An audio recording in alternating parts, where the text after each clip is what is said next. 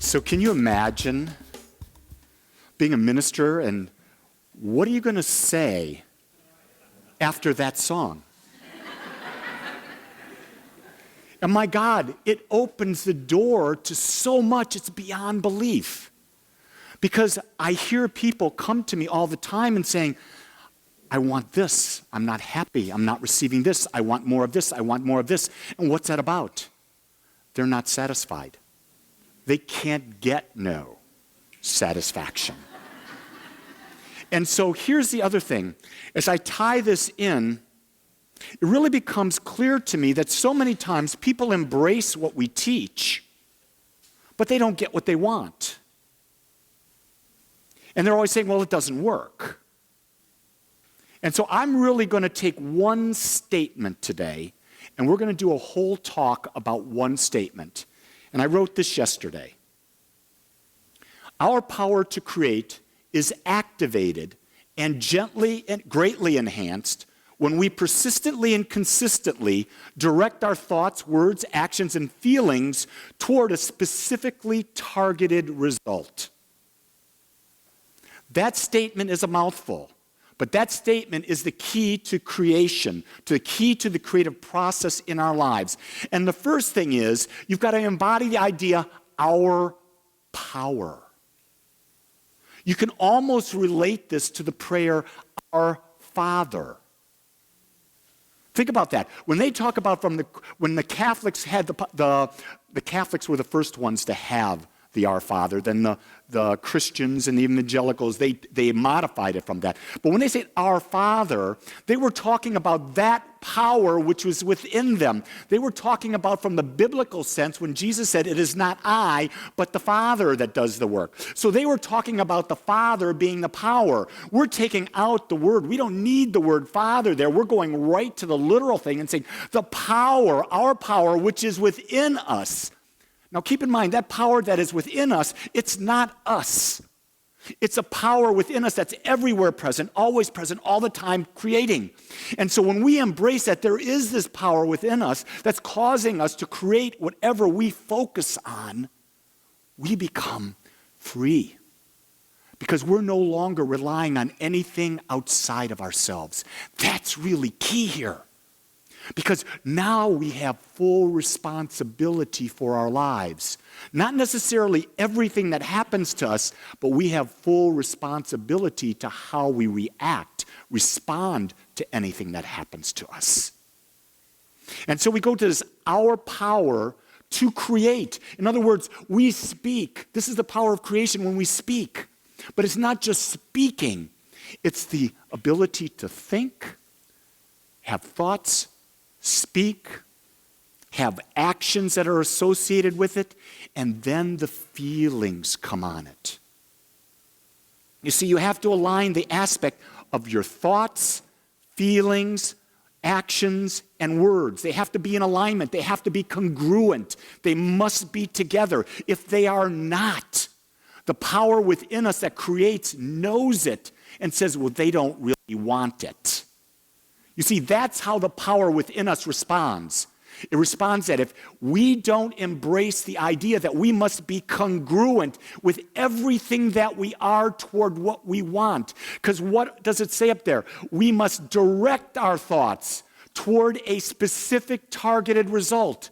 So if our words and feelings are coming out, target not where we want to be, the law, that aspect of God within us that creates, it's going to take that and create for us. Because it thinks that what we've targeted is the congruency of our thoughts, words, actions, and feelings.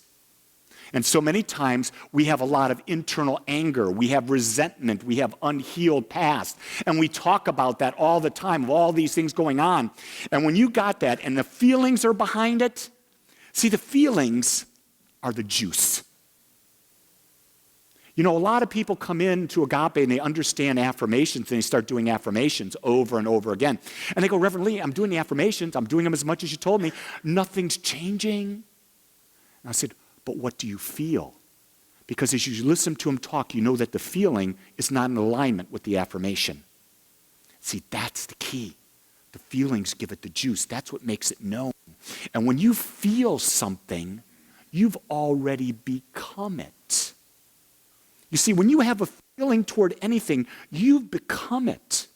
So if you're having a negative feeling at any time, it's telling you that you are expressing yourself not as you want to be, but you're expressing yourself based on a pattern of thought, a pattern of feeling that you've blindly accepted from the past, either through your parents, schools, religion, television, yada, yada, etc. So the key thing is now bringing that focus back. And you notice there are two main words that I've not spoken of in that statement yet. And those words are, you must be persistent and consistent in the expressing of what you desire. It's not that you go along and let's just do this. I'm going to use some real life examples.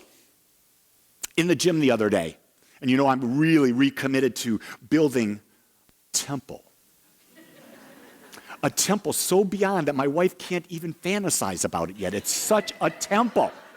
Because only I have the image, and I'm not speaking that image into the world yet because I want the world to behold it. I'm going there. So anyway, I was in the gym, and I'm on the stair thing. The stairs where the stairs come up and you go in? Because they tell you that really hits the glutes. And I want you to know I vow to never be one of these older men that have no butt. It's just not going to happen. I want you to know your minister will work hard to maintain a ledge. But anyway, you newbies didn't think you'd hear this, did you, today? Well, guess what? There was a woman that came in. And I've seen this woman at the gym for 5 or 6 years. And last year, I remember she was with a trainer every day. And she was just kicking it. And she had resculpted, reshaped her body, and you could see that she was doing what she wanted to do. I hadn't seen her, though, since like November.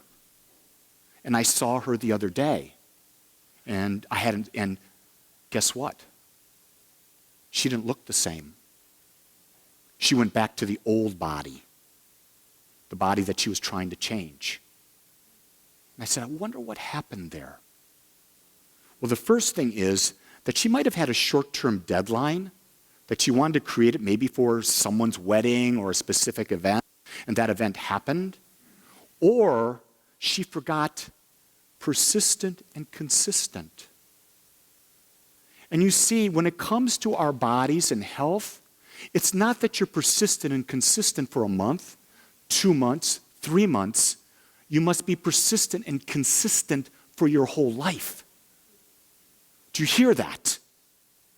So when we're talking about having a vision for our life, and I'm using the body because it's a real simple example. When we're talking about a vision for our life, and we've got this idea of this temple that we're going to live in and experience this world, then we're making a commitment that our thoughts, our words, our actions, and our feelings will be fully aligned with it forever. So let's take that and let's move it into the financial arena. Because a lot of people come in and they say, I don't have money, yada, yada, this type of thing. And all of a sudden they get a great job. And all of a sudden money starts to flow. And money's flowing in. And then a lot of times what happens is that goes for a while. And they stop the spiritual practice around abundance. And what happens? Something shifts. Something happens in the world. There could be a corporate restructure. There could be a down cycle in the market. There could be this. But the fact of the matter is, they stop the spiritual practice. When you stop the spiritual practice, you're no longer imprinting in the mind, into the infinite mind, that what you want. And then you become more what? You become more easily seduced by the law of averages. And the law of averages are the experiences that everyone else is having. So if you're going to want to be abundant, you have to develop a spiritual practice that is focused on abundance, and you must be persistent and consistent with it all the time for the rest of your life. Let's go to relationships. Remember at the beginning of a relationship, my hormones are acting, Ooh, she's very attractive. Ooh, I can be with her forever. Ooh, a year later, oh my God. Why am I with this person? The reason is that when we were up front in meeting someone, did we not put our best foot forward? Were we not giving the best of who we are? And then after a while, we get lazy, so to speak, and we don't become the best of who we are. We let the other side go. And it's not that the other person sees the other side, but we do. And you see, when we see the other side, and we become the other side, we attract from that person that which we become. Does that make sense? You see, so if we're going to have a loving and caring and supportive relationship, we must be always loving, caring, and supportive, and understand that a relationship doesn't make us whole. A relationship is there to walk on the path of life and to support each other while we grow, expand, and become more. See, relationships, we've got the wrong idea here. That person's got to be everything to us.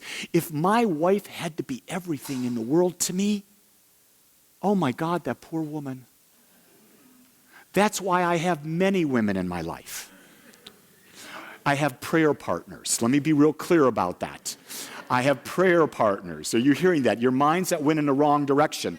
I have Reverend Marcia, I have Reverend Molly, I have Reverend Chaz, I have Reverend Chris Terry. I have people in my life that fill the things that Jean, because they're not what she wants to do, can be a part of, because we have infinite ways of being in the world. Do you see that? This idea of community is really important. I talked with several people that were here for the first time today, and what they said to me, they were looking for community. They were looking for like-minded people, because we were not meant to go into the caves in the Himalayas and spend 20 years in silent meditation. We were meant to be with each other, to connect. I met a gentleman, he was here last week, he's not here this morning. I met him at the chamber, and this gentleman walked up to me and he said, I heard you were in India. And I says, I was. And he says, what was your experience? And I started sharing my experience. And I said, I can see from the look in your eye that you truly understand what I'm talking about. He says, yes. I spent 2 years, he said, meditating for 15 hours a day. Can you imagine meditating for 15 hours a day? I can't. Now, I've gone to silent meditation retreats where I've done 8 hours of meditation, but that's only for 10 days. That's not 2 years. And I said, so what are you looking for? He says, I'm trying to find a way to plug in, to reconnect. You see, that's what this is about. It's about understanding that there is a power within us that responds to the nature of our thoughts. And when we align our thoughts, words, actions, and feelings together toward a directed result with persistency and consistency, we want the support, we desire the support of like-minded beings. It makes it so much easier that when we can connect with others and we can be ourselves. Because I'm going to be very honest with you. If I shared my dreams with most people out there, they would say I am whacked out. I am crazy. And the last thing we ever need to do is to take our dreams and put them out there so that they can be ridiculed and mocked, because we are not immune to the perception of humans out there. We are very vulnerable to it. We have an ego. And our ego is saying you've got to fit in. You've got to be fit in. You've got to do what everyone else is doing. You see what I'm saying? And it takes a great deal of courage not to be the ego anymore, not to feed the ego, but to rather to get the feeding from within yourself and realizing that what you're seeking is not an attaboy or an attagirl. It's to feel a connection where I know that I am the power, that I can create, that through my thoughts, words, actions, and feelings, when I direct them toward a directed result, I can use my gifts which are unique to me. You see, my gifts are different than yours. Your gifts are very special. Here's the thing that I understand. God created everything out of itself, and there's nothing that's alike in God. Everything is different. There are no two anythings that are exactly alike. That's because if there were, there would be redundancy in God. And in the infinite needs everything for it to be whole and perfect. So without you, it cannot be whole and perfect. So it's critical that you are yourself. That you come into this world and you embrace your authenticity, and then from that authenticity, you embrace your power. From embracing your power, you now have your directed ideas of what you want to create, and you take those ideas and you say, I am making them so by changing my beliefs, and by changing my beliefs, I align my thoughts, words, actions, and feelings, and I now persistently and consistently dedicate the rest of my life to it, and therefore it must be. And before you know it, when you least expect it, you will become or have that which you're seeking. Because when you become it, you're no longer looking for it. Do you hear that? When you become the person who's in that dream relationship, you're not looking for a relationship, but rather that relationship has found you.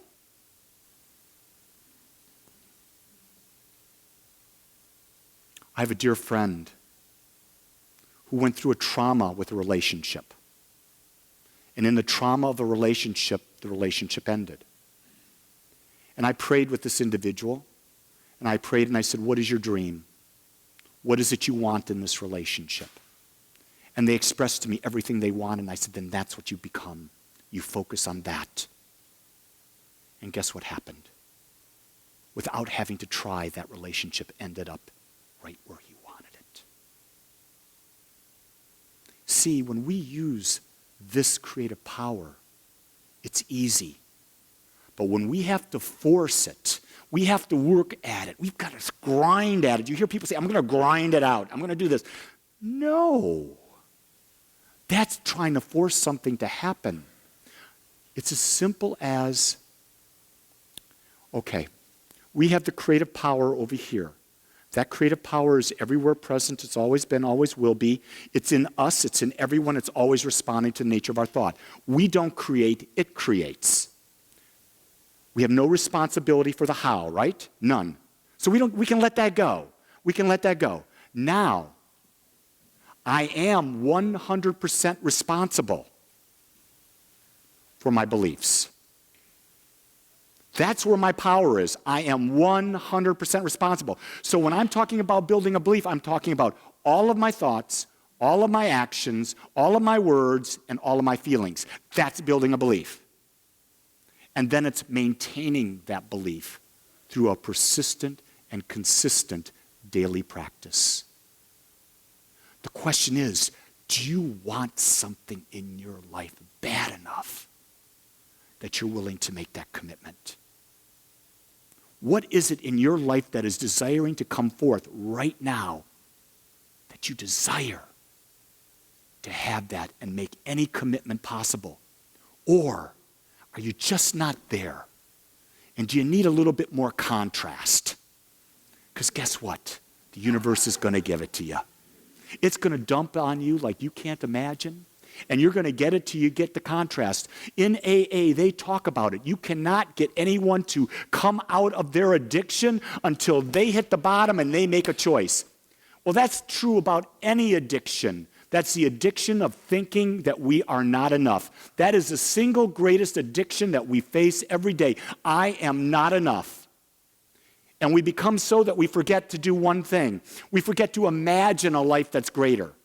This is what I understand. As people get older, we forget the ability to imagine. We say, no, it's got to be black or white. And we forget there's a whole spectrum of colors in the middle, thousands upon thousands upon thousands of colors, and we can have any of them or many of them in our lives in many dimensions in any way we want. But we've got to open ourselves up to the ability to see that we can create beyond the illusion that there's a limited amount.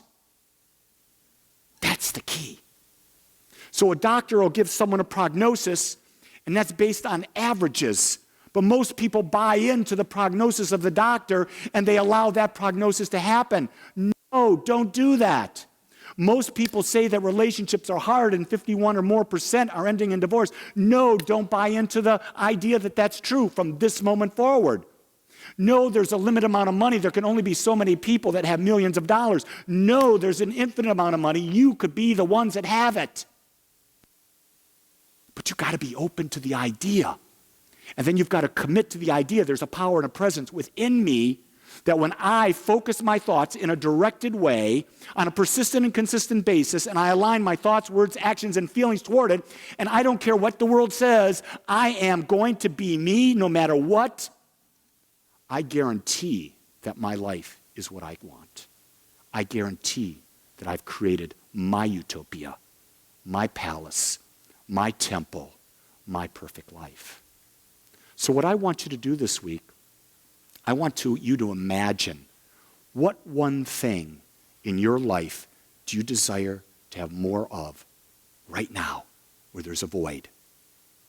And then from that, start a practice every day of visualizing what would it be like if I had it. What would I be like? Not what would I be like if I had it. What would I be like in that situation? And then start feeding your thoughts only in that direction. And then really get into the feeling of it. Feel. If it is a tender relationship, what would it be like to embrace your partner? What would that feel like? Close your eyes right now. And put your arms out in front, just like I did, and put your arms around someone that you truly love, that loves you back. What does it feel like? Now imagine in your hands, hold your hands out in front of you, like this, open. And imagine you have a 25-carat diamond in your hand. It's worth millions upon millions of dollars. What does that feel like? What do you feel holding that? Now imagine you are in your dream body, a body that is able to function freely, perfectly, and completely. What does it feel like?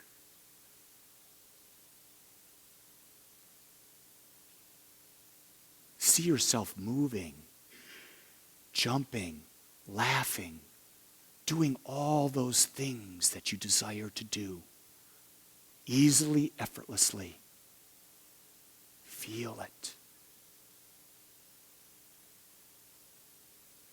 Now, in this feeling, surround yourself again with a beautiful white light, so that you are wrapped in a bubble, in a cocoon, in an egg of white light.